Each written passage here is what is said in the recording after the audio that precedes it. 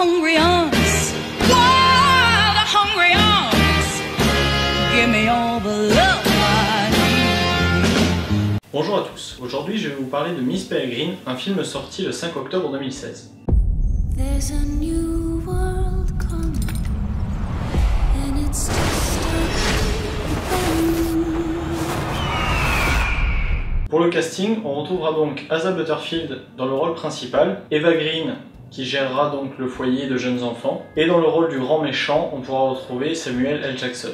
Voici, me voilà! Ces trois rôles sont plutôt bien menés dans l'ensemble, même si je trouve que Samuel L. Jackson n'a pas vraiment grand chose à faire dans ce film. Sa performance n'ajoute pas grand chose, contrairement à ce qu'il peut faire d'habitude. J'ai trouvé le film plutôt bon, même si j'aurais préféré qu'il soit destiné à des jeunes enfants plutôt qu'à des jeunes adolescents. Je vous recommande pas spécialement d'aller le voir avec des enfants jeunes. 10 ans et plus, pas de problème bien sûr, mais en dessous, effectivement, certaines scènes peuvent choquer un petit peu quand même. Le problème ici, c'est que les acteurs principaux, qui sont censés être jeunes, sont au final quand même de grands adolescents, voire presque des adultes. Bienvenue dans mon repère secret. Tu veux bien prendre cette corde et me la passer autour de la taille?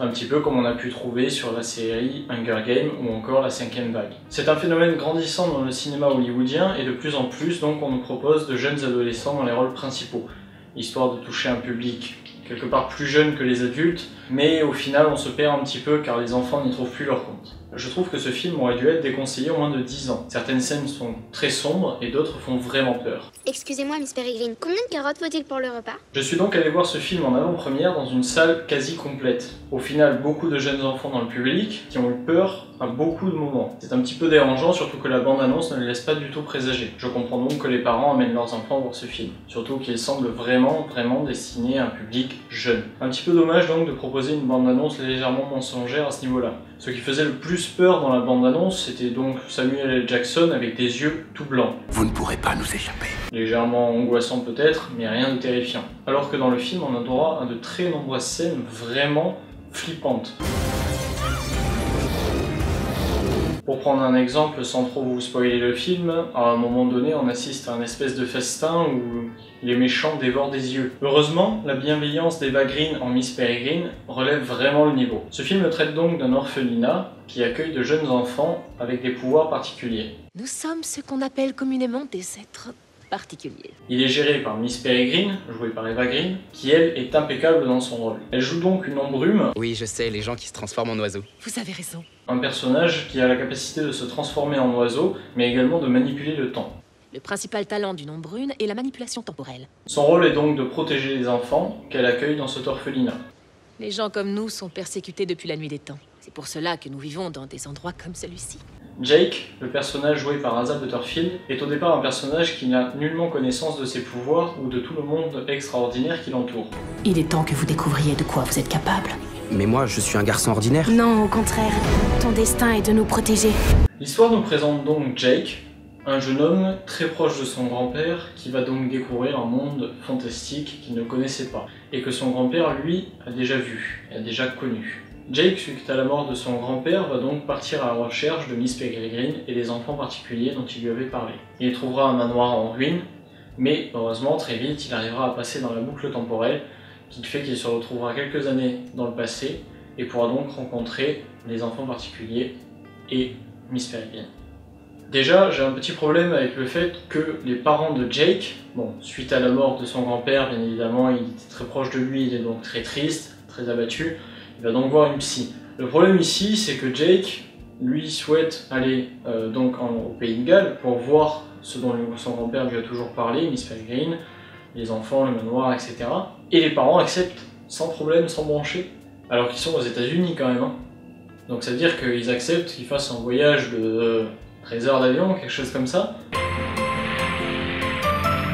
On comprend pas pourquoi les parents acceptent ça si facilement. En 5 minutes, il leur dit je veux aller partir là-bas pour aller voir un manoir où apparemment mon grand-père aurait séjourné quelque temps avec des enfants particuliers. Dans l'esprit d'un adulte, on devrait juste lui dire attends, t'es fatigué, ça va pas, va dormir un peu quoi. C'est pas vrai, personne peut croire à des histoires comme ça. J'aurais préféré, et ça aurait été très facile à mettre en place, que Jake trouve la carte de son grand-père où il y a les différentes boucles, qu'il aille dans une de ces boucles, qu'il rencontre des enfants, une ombrule, et que celle-ci lui dise plus tard, ou l'aide à aller donc dans la boucle de Miss Peregrine. Pourquoi pas, c'était très bien, ça permettrait de découvrir l'univers autrement, de rencontrer d'autres enfants particuliers avec d'autres pouvoirs, car au final on voit très peu de pouvoirs, et du coup ça aurait été une bonne introduction d'après moi quoi. Plutôt que tout ce système avec la psy, etc., qui va l'envoyer plus tard là-bas, qui va dire que c'est un bon choix, etc., on se rend compte que la psy c'est Baronne. J'aurais fait légèrement différemment à ce niveau-là. Surtout pour la création de l'histoire et de l'univers. Alors bien sûr, même dans un film pour enfants, il est normal qu'il y ait un méchant, et il est normal que le méchant fasse un petit peu peur. Le problème au final, c'est que dans ce film, le méchant fait vraiment peur, voire vraiment trop peur. Même certains adultes ont pu presque être choqués de voir ça dans un film pour enfants. Tant certaines scènes sont angoissantes et d'autres terrifiantes. On peut par exemple voir lors du générique les photos des différents sépulcreux, les grands méchants du film. La particularité qu'ils ont, c'est qu'ils ont principalement les yeux blancs et des dents pointues. Sauf que pourquoi nous avons mis une photo du Père Noël en sépulcreux? Les enfants n'ont pas forcément à voir ça, enfin je vois vraiment pas l'intérêt de rajouter ça, ça n'ajoute rien au film, surtout que ce personnage n'apparaît pas lors du long métrage, mais il est là en photo au début, et on le revoit plus tard dans le film à un autre moment en photo également. Pour les quelques détails que je n'ai pas aimés du film, je dirais par exemple que je ne comprends absolument pas pourquoi les personnages gardent autant une âme d'enfant. Qu'ils restent bloqués dans le corps d'un enfant de 3 ans, on le comprend, mais ça fait quand même plus d'une 50aine d'années, voire beaucoup plus, qu'ils vivent dans la même boucle temporelle. Si on renouvelle la boucle, on peut de nouveau vivre ces 24 heures. Si on recommence chaque jour, ces 24 heures durent pour l'éternité. Et on y réside à jamais à l'abri du monde extérieur. Ils ont des souvenirs de Abe, le grand-père de Jake, qui est donc sorti de la boucle temporelle il y a de nombreuses années, et qui a vieilli une bonne 50aine d'années. Ce qui veut dire qu'ils sont dans la boucle depuis au moins 50 ans, voire plus, voire beaucoup plus. Et ils ont les souvenirs de Abe, ce qui veut dire qu'ils ont tous les souvenirs de cette période, et même avant. Et ils ont parfaitement conscience d'être bloqués pour l'éternité dans cette boucle temporelle. J'ai trouvé que toute la partie voyage dans le temps était très difficile à suivre pour un jeune public. Les bonds dans le temps sont extrêmement réguliers et on ne nous les a pas suffisamment bien expliqués dès le début du film, ce qui aurait permis de poser les bases et d'éviter de nous perdre tout au long du long métrage. Lors d'une scène, on peut voir que Miss Peregrine lance la boucle temporelle. Tous les enfants accourent, se lèvent du dîner pour aller voir le début de la boucle temporelle. Quelque chose qu'ils trouvent absolument magnifique apparemment, sauf qu'on a vraiment du mal à comprendre pourquoi. Ça fait plus de 50 ans qu'ils sont là, peut-être même encore plus, j'insiste là-dessus, on ne sait pas du tout combien de temps finalement, et ils veulent voir encore une fois cette boucle temporelle. Or, elle est remise à jour toutes les 24 heures. Est-ce qu'ils sont toujours aussi excités de voir ça toutes les 24 heures? Depuis 100 ans? C'est n'importe quoi. Même un feu d'artifice qui émerveille les enfants, si on montre un feu d'artifice tous les jours à un enfant pendant 100 ans, à mon avis, au bout d'un moment, il en a marre, il veut plus le voir quoi. Il veut voir autre chose. Du coup, là encore, c'est un petit peu dommage. Les pouvoirs des différents enfants sont également sous-exploités. Par exemple, le petit qui peut cracher des abeilles. Oh, c'est de la triche! Ou celle qui peut faire grandir les arbres, n'utilisent pas du tout leur pouvoir de tout le film. Ils les utilisent à la fin contre un méchant exceptionnellement, mais ça reste une sous-utilisation de leur pouvoir. Et je ne vous parle même pas du personnage qui a donc le pouvoir de projeter ses rêves sur un écran. Alors oui, effectivement, ces rêves peuvent être prémonitoires, ce qui peut être vraiment intéressant dans le film. Sauf qu'au final, là encore, on ne voit qu'un seul rêve prémonitoire, et son importance est mineure. Ce garçon n'a vraiment, pour ainsi dire, pas de pouvoir, et aucun impact sur le film. On se retrouve face un petit peu au même problème que Suicide Squad, avec une équipe trop grande, beaucoup trop de personnages, et qui sont surtout tous très inutiles. On aurait aimé les voir tous aussi importants les uns que les autres. Et même pour les personnages principaux, que ce soit le personnage de Jake, interprété par Asa Butterfield, qui a des pouvoirs vraiment mineurs, car au final tout ce qu'il peut faire c'est voir les sépulcreux, alors que les autres ne les voient pas car ils sont invisibles. D'ailleurs on ne comprend pas bien pourquoi au final il ne voit pas le petit garçon invisible, alors qu'il peut voir les sépulcreux, car ça aurait été vraiment très intéressant de nous montrer qu'il pouvait voir le petit garçon. Et justement ne pas comprendre pourquoi personne ne le voit, Il y avait moyen de faire une scène extrêmement sympa avec ça. Le petit garçon et de puce était très ému d'être vu pour la première fois par quelqu'un. Encore une fois, je reproche à Tim Burton de ne pas suffisamment exploiter le potentiel féerique et magique de l'univers. C'était déjà un petit peu le cas dans Alice au Pays des Merveilles, où j'avais trouvé un peu creux, où les décors n'étaient pas si grandioses que ça finalement. Et là, je retrouve le même problème sur Les Enfants Particuliers. Car au final, ce film ne nous présente aucun décor fantastique. On reste dans le manoir du début à la fin du film, rien de magique. Alors certes, Harry Potter ne faisait pas mieux, en nous proposant les 3/4 du film dans Poudlard. Mais derrière, on avait le chemin de traverse, la banque Gringotts, des endroits vraiment fabuleux, magiques, et plein de féerie. Et même Poudlard était un endroit bien plus surprenant. Tout le château était magique, il se passait énormément de choses de partout. Peu importe où se posaient nos yeux, il y avait quelque chose de féerique, quelque chose qui emportait le spectateur et qui manque dans Les Enfants Particuliers.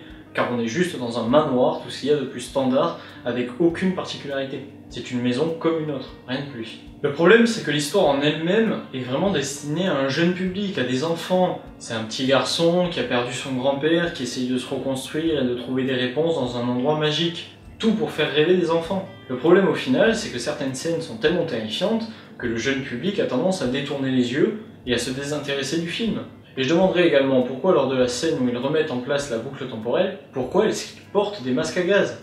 Quel intérêt? La bombe qui est lâchée sur le château, sur le manoir, n'est pas du tout une bombe radioactive. C'est une bombe qui va tomber et exploser, tout simplement. Je ne vois vraiment pas pourquoi ils portent des masques à gaz. Ça n'a aucun sens. Ce n'est pas une arme chimique. Le problème aussi, tant qu'on parle un petit peu de cette bombe, c'est que la bombe tombe en plein sur le manoir. Vu la taille de la bombe, le manoir devrait être réduit à néant. Alors qu'au final, 200 ans plus tard, quand Jake va le voir, le manoir tient toujours debout, il y a des bocaux en verre pas cassés, il y a des photos, les cadres sont pas cassés, tout va bien quoi. Bon, il est en ruine effectivement, mais bon, 200 ans plus tard, et après une bombe, c'est quand même étonnant que le manoir soit aussi bien conservé. Je vous déconseille également d'aller voir ce film en 3D. La 3D n'ajoute malheureusement aucune profondeur, comme c'est le cas dans de nombreux films. Je suis pas un très grand partisan de la 3D, mais là vraiment dans celui-là, aucun intérêt. Un détail mineur qui m'a déplu, alors certes c'est vraiment mineur, hein, ça n'a rien de choquant au final, le personnage dit à un moment « Oh non merde, c'est presque l'heure ». Je me demande s'il est vraiment nécessaire de dire « merde » dans un film. Quel intérêt à cet endroit-là? Ça m'a fait penser à la scène dans Harry Potter où une ville Londuba traite Béatrice Lestrange de salope. Un propos extrêmement vulgaire qui n'a rien à faire dans un Harry Potter. Alors là, certes, dans celui-là, le mot merde est beaucoup moins choquant, effectivement. Mais quand même, le personnage n'a aucun intérêt à dire « Oh non, merde, c'est presque l'heure ». Il pourrait juste dire « Zut, c'est l'heure » ou je ne sais quoi d'autre. Pour ce qui est du film, je ne peux pas dire que je l'ai vraiment aimé. Je le trouve sympa, il y a quelques jolies idées, le film se déroule bien du début à la fin, on ne s'ennuie pas trop. Mais au final, certaines idées tombent un peu à plat. J'en viens maintenant au personnage d'Enoch. Un personnage vraiment particulier, c'est le cas de le dire.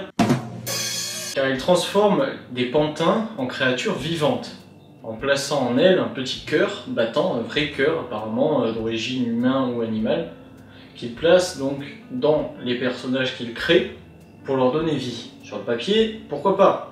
Le problème c'est qu'il place les cœurs dans des créatures vraiment flippantes, en assemblant des espèces de poupons ou de poupées avec des yeux collés on ne sait comment.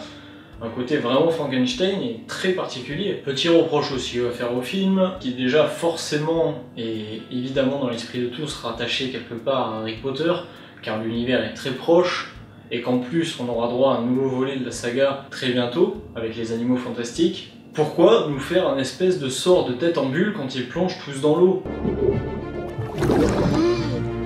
Car vraiment, c'est le sortilège de tête en bulle qu'on a dans Harry Potter 4. C'est du copier-coller limite. On voit le personnage nager avec une espèce de bulle d'air tout autour de sa tête. On aurait vraiment dû trouver ici un autre moyen de faire plonger le personnage à cette profondeur. C'est du copier-coller limite. Ça me surprend presque qu'ils aient eu le droit de faire ça. C'est du copier-coller limite. L'un des plus gros problèmes du film, c'est que le traitement des méchants nous en fait de très gros méchants. Des gens vraiment mauvais qui veulent énormément de mal à énormément de gens.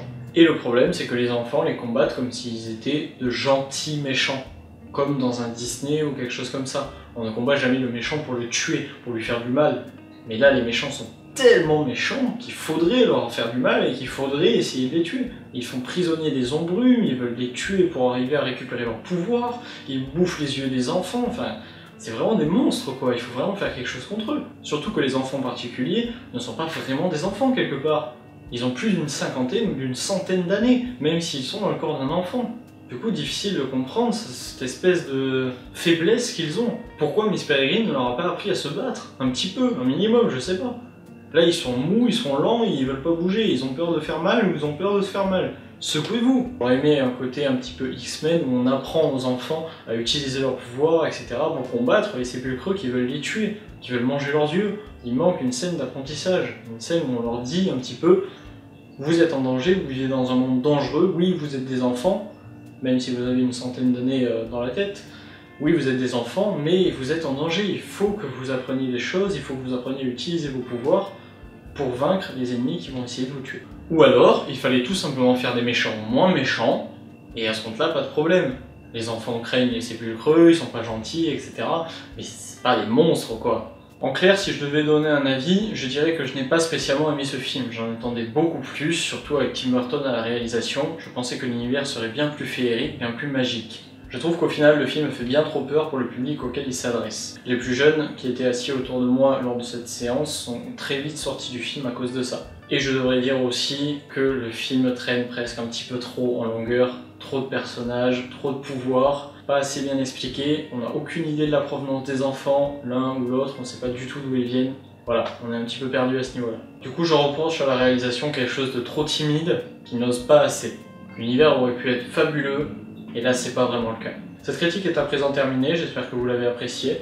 Vous pouvez me dire ce que vous en avez pensé dans les commentaires ou ce que vous avez pensé du film. Abonnez-vous, on se retrouve très bientôt pour une prochaine vidéo. Ciao!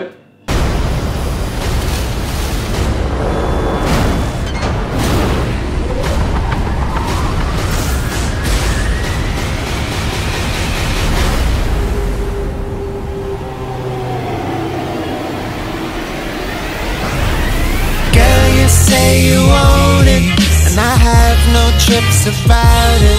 And these places